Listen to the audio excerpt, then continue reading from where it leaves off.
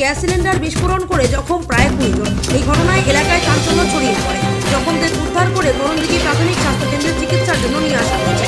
জানা গিয়েছে, ডালখোলা থানার কুদুরগাছি এলাকার স্বর্ণ ব্যবসায়ীর দোকানে কাজ করার সময় আচমকা গ্যাস সিলিন্ডার বিস্ফোরণ হয়। এই ঘটনায় প্রায় 20 জন গুরুতরভাবে জখম হয়।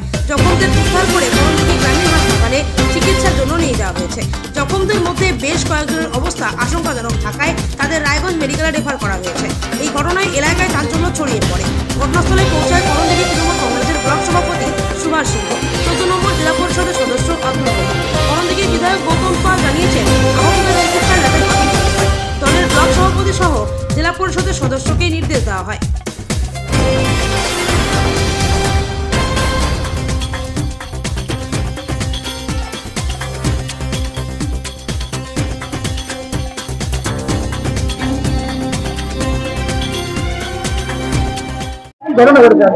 বাজারগাঁও ওয়ান অঞ্চলের করণদিঘি ব্লকের খুদুরগাছি বাজারে একটা স্বর্ণকারের দোকানে গ্যাসের ট্যাঙ্কি ফেটে 6:45 নাগাদ আগুন লেগে যায় এবং বাজারে ভরপুর তখন জনবস্তি এলাকা, ব্যাপক লোকজন ছিল। সেই জায়গায় আগুন লাগে এবং গ্যাসের ট্যাঙ্কি ছুটতে থাকে এবং সেই আগুনে ওই এলাকার অন্ততপক্ষে 30-35 জন মানুষ ব্যাপকভাবে ক্ষয়ক্ষতি হয়েছে, আহত হয়েছে। তাদেরকে করণদিঘি হসপিটালে স্থানীয় মানুষ যেভাবে হোক নিয়ে এসেছে। এখন এখানে তো ট্রিটমেন্ট ব্যবস্থা সেরকম নেই, যার জন্য সবাইকে এক এক করে রায়গঞ্জ সুপার স্পেশালিস্ট হসপিটালে রেফার করা হচ্ছে। এখানে অনুমান করা হচ্ছে 30 থেকে 35 জন, মানে বেশি ভাবে আর কি হয়েছে। হ্যাঁ, ছড়িয়ে যায় ব্যাপকভাবে, গ্যাসের ট্যাঙ্কি বেরিয়ে যায়। স্থানীয় মানুষ আগুন নিমানোর যত চেষ্টা করে ততই মানে গ্যাসের ট্যাঙ্কির আগুন বিস্ফোরিত হয়। স্বর্ণকারের দোকান, স্বর্ণকারের দোকান। হ্যাঁ, না মারা যায়নি,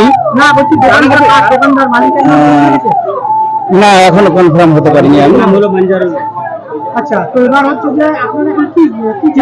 আমরা চাইছি যেভাবে হোক মানুষগুলোকে বাঁচানোর জন্য একটা সঠিক ট্রিটমেন্ট, যার জন্য আমরা রেফার করা হচ্ছে হসপিটাল থেকে রায়গঞ্জ। এবং আমরা নেতৃত্ব পলিটিক্যালি বলেন আর জনপ্রতিনিধি হিসেবে বলেন, আমরা আপ্রাণ চেষ্টা করব তাদের যত তাড়াতাড়ি তাদের উপযুক্ত ট্রিটমেন্ট যেন তাদেরকে দেওয়াতে পারে। আপনার নাম? আব্দুর রহিম, জেলা পরিষদের সদস্য।